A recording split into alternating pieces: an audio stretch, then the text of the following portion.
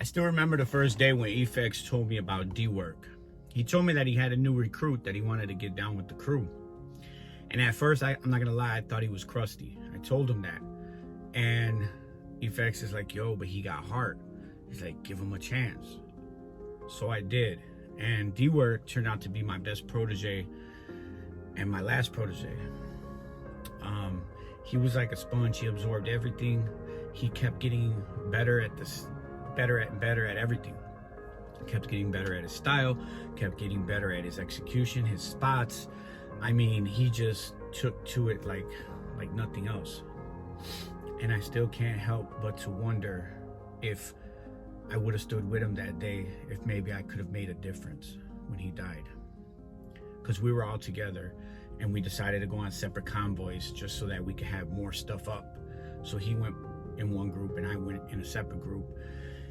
And the spot that they did specifically was a rooftop that was off of the train station. Now, the easiest way to get on the rooftop would be to jump off the side of the station, and it's really not a far leap, but once you jump, you're jumping down.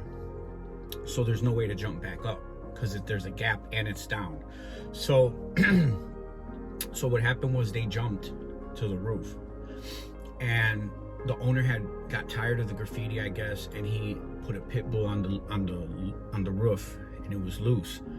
So everybody naturally panicked, and they started running to the pole. And there was a pole with an electric, like a gray transponder box, I think they're called. And everybody made it except for him because he was a little heavy set, and I think he touched it, and he got electrocuted, and he died. And sometimes I wonder, maybe if I would have went with him, my veteran skills, and, I would have had the instinct to do something different, or I would have peeped it out ahead of time, or I don't know. I sometimes blame myself for it. And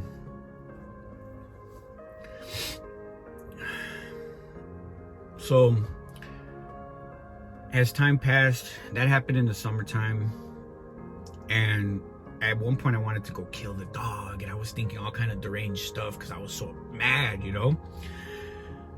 And instead, I waited till it got cold.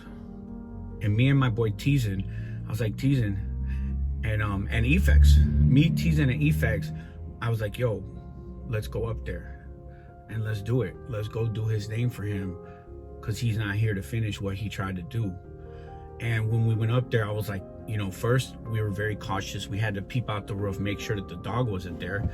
And you could see that there was a dog house, like on the roof, you could see the dog house. And the dog wasn't there no more. The dog was inside because it was so cold outside. So we jumped down. Before we even sprayed a can, before we even pulled a can out of the book bag, I was like, let's figure out our exit strategy.